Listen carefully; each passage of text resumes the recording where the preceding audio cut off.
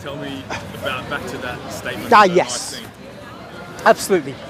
Jesus is God from God, light from light, true God from true God, begotten, not made, of one being with the Father. Through him all things were made. That latter bit refers about him making the universe. Yeah. But this is like a hammer hitting a nail again and again. God from God, bang. Light from light, bang. True God from true God, bang. Begotten, not made, bang. Of one being with the Father, bang. This is like, how many times do you need to get the point across? And he is basically, the council is wanting to make it clear beyond peradventure that Christ is not different from God in his essence, but he is the very God himself. And what we say is that we have the Father begets the Son in an eternal generation. So there's never a time when there's the Father alone and the Son was not, as the Arian heretics said, the followers of the Catholic priest Arius. Most of our bad heresies come from Catholic priests, like Luther and Arius and Calvin and Zwingli.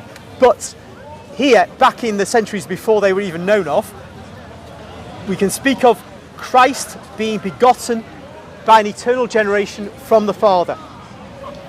And then we speak of the Spirit issuing from the Father and the Son by spiration. He's breathed from them. The Spirit comes to us from the Father through the Son, or from the Father and the Son. This is another point of contention we've had with another group called the Eastern Orthodox, that's right. But just dwelling on the Holy Trinity for a moment, we have this eternal generation and eternal spiration, so that the Trinity was always there, and there are different ways of looking at the Trinity. One is, we can say, look, God, the Father, has the divine thought. Now, a divine thought is not like our thought, contingent and limited. It's a complete, God reflecting upon himself.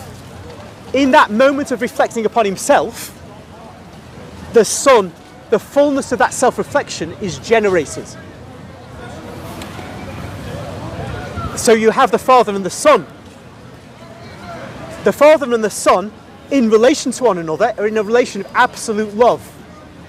And that love breathes forth the Spirit, because the fullness of that love is the Spirit. Just as the self-reflection of the Father is the Son and nothing more can be said, so there's no further generations, because the fullness of the generation is the Son. So the fullness of the love of Father and Son is the Spirit. And there's no more spirits to be generated, because that's the completeness of love. And thus we have only a Trinity and can only ever have a Trinity. If that kind of analysis weren't enough, we have the Holy Scriptures, which tell us that there's a Spirit who teaches, and a New Testament that tells us there's a Spirit who teaches. A conscious entity, if you like, distinct from the Father and the Son. So those who would say, like Jehovah's Witnesses, that their spirit is like an energy, a force. They're Power in a battery. Yes, that's right, a power in a battery. These people are not engaging with the text of Scripture.